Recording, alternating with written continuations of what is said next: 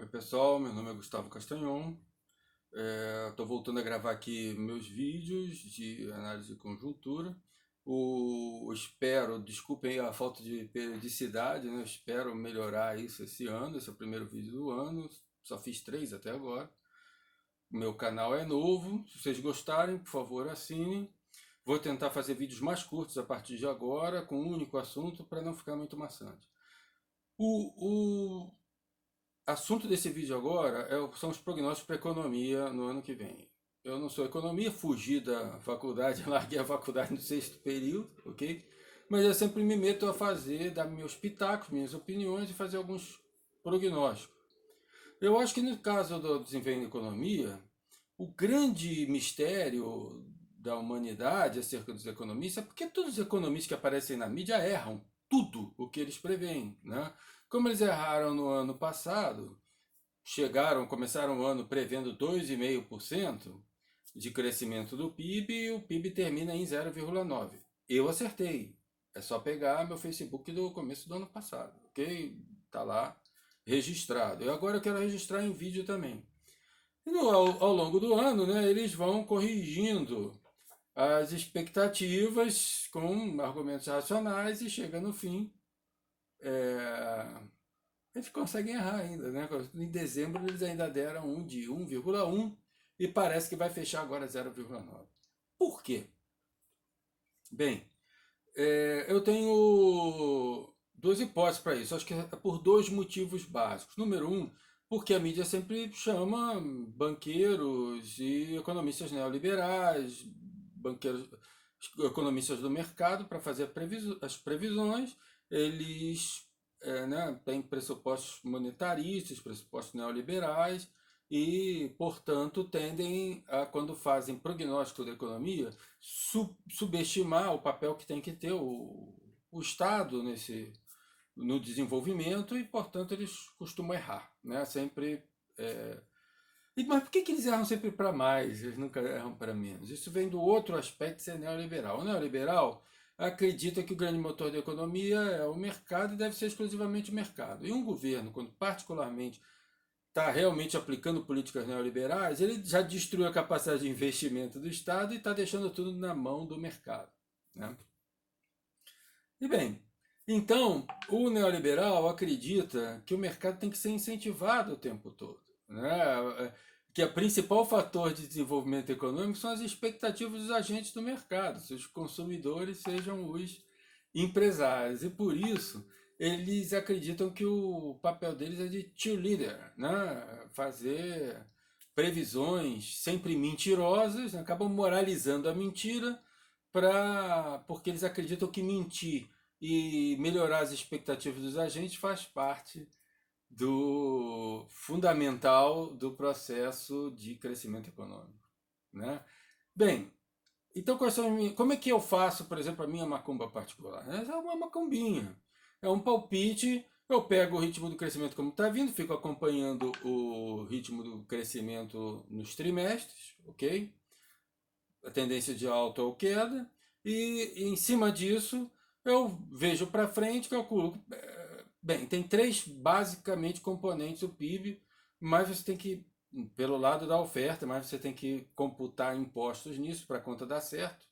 Mas é basicamente serviços em 63% hoje em dia no Brasil, indústria, se botar mineração e processamento do agronegócio dentro, uns cerca de 19%, e agropecuária pura, né, in natura, cerca de 4% do PIB.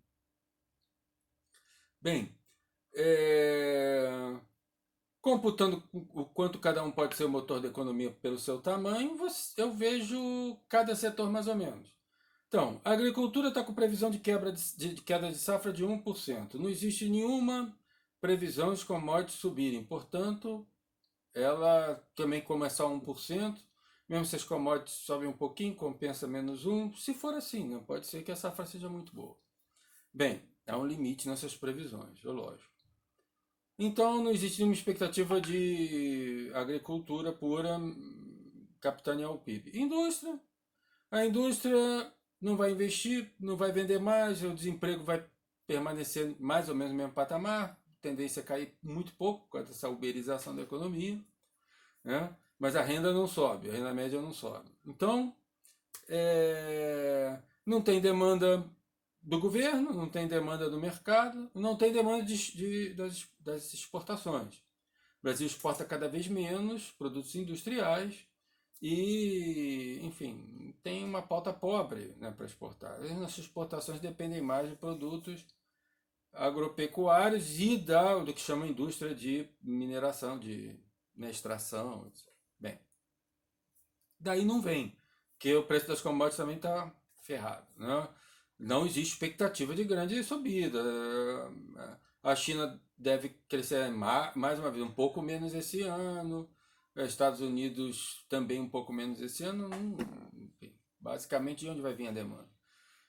E por fim, então, o setor de serviços, com essa uberização da economia, um pequeno aumento do número de empregados, etc., pode ser uma pequena melhora com a queda dos juros e uma pequena melhora com os consumidores, né, o consumo das famílias, com um percentual muito pequeno tendo renegociado suas dívidas. Né? O Ciro queria fazer um programa público para renegociar a dívida de todos os brasileiros, mas ficou um programinha limitado lá na Caixa. Bem, com isso aí, pode ser que os serviços melhorem um pouco, né? Cresçam um pouco mais do que essa trajetória que a gente está vendo até aqui. Então, essa é a minha macumba. Eu somo isso, eu acredito, como o serviço é o setor mais importante da economia, então acredito aí que nesse ritmo aí de 1% que a gente está vindo, pode ser que melhore um pouquinho, só com base no setor de serviço, né? O juros baixos não vai fazer o empresário brasileiro investir, porque o empresário brasileiro não investe. Ele segue o investimento do governo. Se ele está vendo que a economia não está crescendo, o governo está investindo, nenhum empresário brasileiro investe. É a tradição do Brasil. Isso não acredito que mude esse ano. Né? O Guedes não vai mudar a cultura da economia brasileira. Então, gente, o que eu acho é isso. Vai crescer menos de 2% ou alguma coisa entre 1% e 2%. É a minha macumbinha. Ok? Agora, é muito importante que a gente não esqueça, pegar alguns números aqui para dizer para vocês, ok? Sobre o comércio exterior brasileiro. Né? No último mês do ano passado, a gente teve um déficit na conta de capitais, quanto entra e quanto sai do país, de 16 bilhões de dólares. 16 bilhões de dólares. No ano passado todo foram 44 bilhões de dólares. Ok? Então, essa é uma tendência que parece, dezembro é sempre maior, tudo bem, mas vamos lá. É uma tendência que parece que está piorando. Por quê? Porque nós estamos desindustrializando, nossa pauta de exportações é cada vez mais pobre, e qualquer crescimento da economia a gente começa a importar mais, isso prejudica a pauta. Ao mesmo tempo, vamos ser honestos com o governo, a queda dos juros, que é fundamental para a gente não destruir o orçamento, não ficar com um rombo absurdo nas contas, e não para a economia crescer do jeito que as coisas estão. Sem investimento do Estado, não tem crescimento. Mas, enfim, essa diminuição dos juros faz com que muitos fujam do país, vendam suas posições em títulos do governo e tirem seu capital do país. A falta de perspectiva de crescimento também faz com que a indústria desinvista. No ano passado houve desinvestimento da indústria produtiva, não é só capital improdutivo que está saindo do país. Então,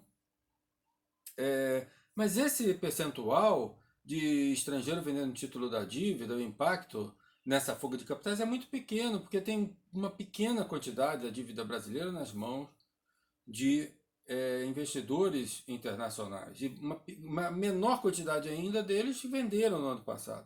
A maior parte dessa fuga de capitais é da Bolsa mesmo, ok? Que é compensada porque no Brasil, com a queda da taxa de remuneração dos títulos do governo, dos fundos, da poupança, muitos brasileiros aí sim estão correndo para o mercado de capitais. Então tem esse equilíbrio aí. Então isso não aparece refletido no índice Bovespa, mas está na economia. Então, gente, por tudo isso aí, pelo lado da produção, a gente viu, pelo lado da demanda, Vamos lá. As famílias, no maior endividamento da história, o governo não renegociou as dívidas delas, renda achatada, desemprego, um endividamento altíssimo.